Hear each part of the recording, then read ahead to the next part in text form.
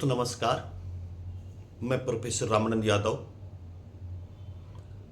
आज हम पुनः शहीद आजम सरदार भगत सिंह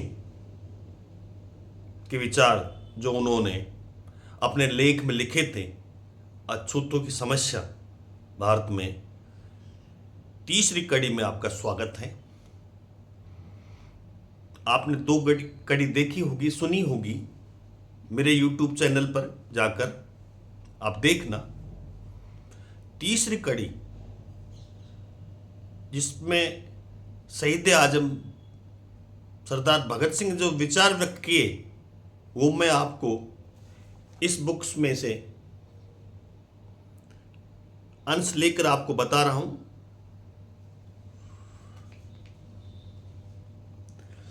एक जगह भगत सिंह जी कहते हैं, हम तो साफ कहते हैं कि उठो अछूत कहलाने वालों, असली जनसेवकों तथा भाइयों, उठो अपना इतिहास देखो।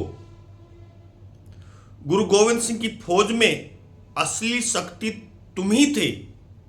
शिवाजी तुम्हारे भरोसे पर ही सब कुछ कर सके, जिस कारण उनका नाम आज भी जिंदा है। तुम्हारी कुर्बानियां स्वर्ण अक्षरों में लिखी हुई है। तुम जो नित्य प्रतिदिन सेवा करके जनता के सुख में बढ़ोतरी करके और जिंदगी संभव बनाकर यह बड़ा भारी एहसान कर रहे हैं, उसे हम लोग नहीं समझते।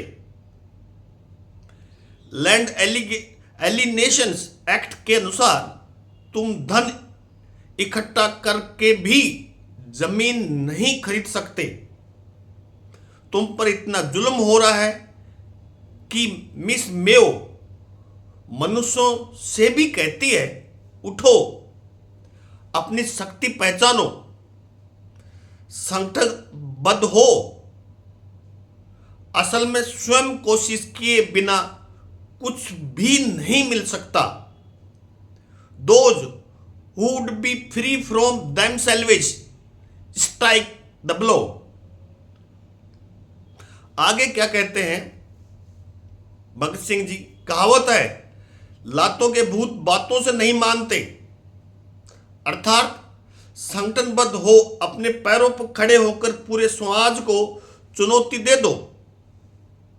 तब देखना कोई भी तुम्हें तुम्हारे अधिकार देने से इनकार करने की जरूरत नहीं कर सकेगा।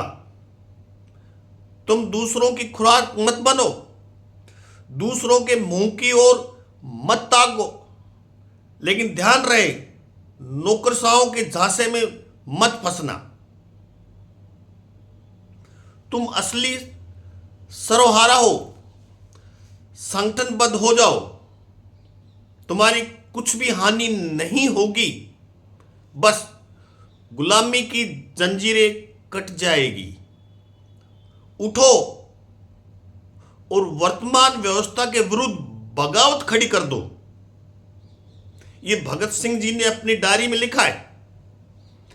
आगे क्या कहा उन्होंने? धीरे धीरे होने वाले सुधारों से कुछ नहीं बन सकेगा।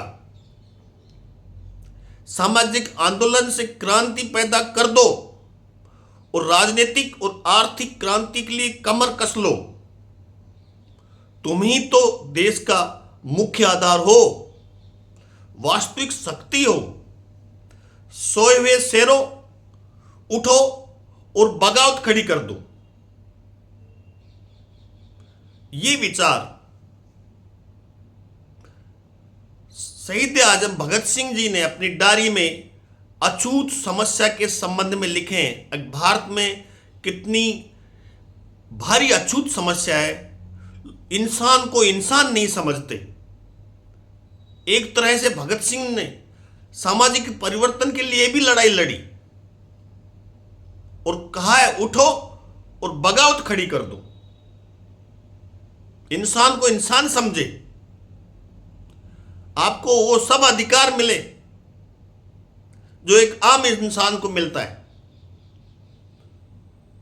तो दोस्तों, भारतीय सामाजिक व्यवस्था में इस प्रकार की कुरीतियां थी। देश के संविधान लागू होने से पहले ये पीड़ा शहीद आजम भगत सिंह जी ने भी झेली।